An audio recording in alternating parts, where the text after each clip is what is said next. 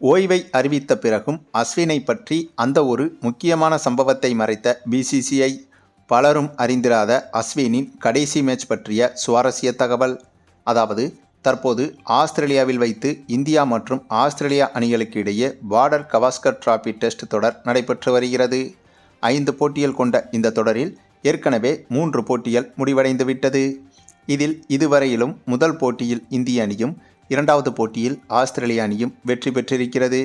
அதனைத் தொடர்ந்து அண்மையில் நடந்து முடிந்த 3வது டெஸ்ட் போட்டி டிராவில் முடிவடைந்தது.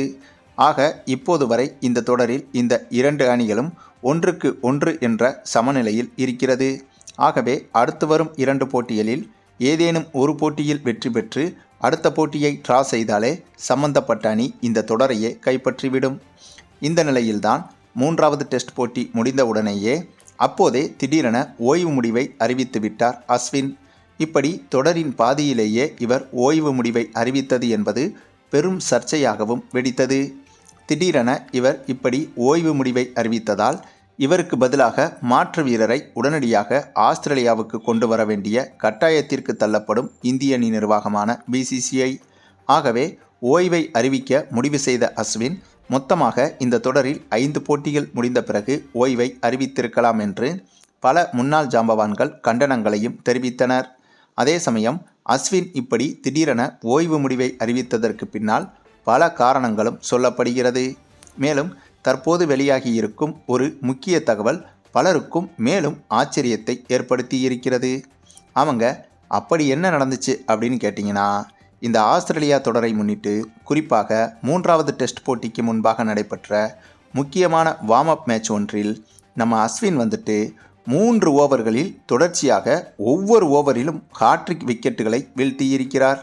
ஆமாங்க, அந்த போட்டியில் முதலாவது வீசிய ஓவரில் தொடர்ச்சியாக 3 பந்துகளிலும் விக்கெட்டை எடுத்ததோடு அடுத்த ஸ்பெல்லில் மீண்டும் தொடர்ச்சியாக 3 விக்கெட்டுகளை வீழ்த்தி அதற்கடுத்த ஸ்பெல்லிலும் மீண்டும் தொடர்ச்சியாக 3 விக்கெட்டுகளை வீழ்த்தி என மொத்தமாக 3 ஓவர்களில் 3 ஹாட்ரிக் விக்கெட்டுகளை வீழ்த்தியிருந்தார் அஸ்வின்.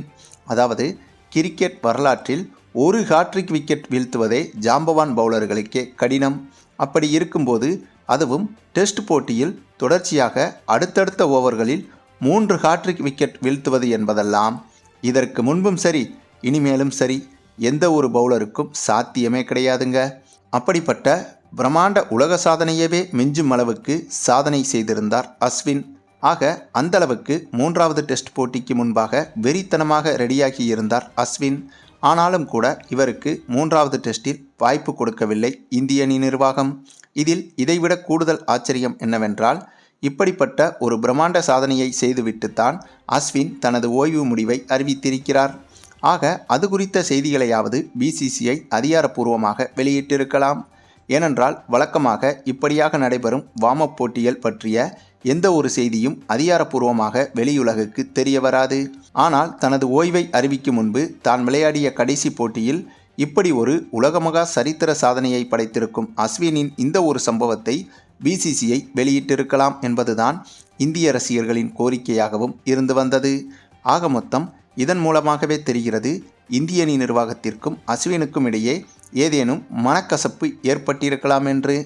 ஆக மொத்தம் எது எப்படியோங்க, தனது ஓய்வை அறிவிப்பதற்கு முன்பு தான் விளையாடிய கடைசி போட்டியில் இப்படி ஒரு சரித்திர சாதனையை செய்திருக்கும் அஸ்வினின் இந்த ஒரு செயலை பற்றி நீங்கள் என்ன நினைக்கிறீங்கன்னு உங்களுடைய கருத்துக்களையும் கமெண்டில் தெரிவிங்க. மேலும் இந்த வீடியோ பிடிச்சிருந்தா லைக் பண்ணுங்கள், மற்ற அனைவருக்கும் ஷேர் பண்ணுங்கள், மறக்காமல் நம்ம சேனலை சப்ஸ்கிரைப் பண்ணுங்கள்.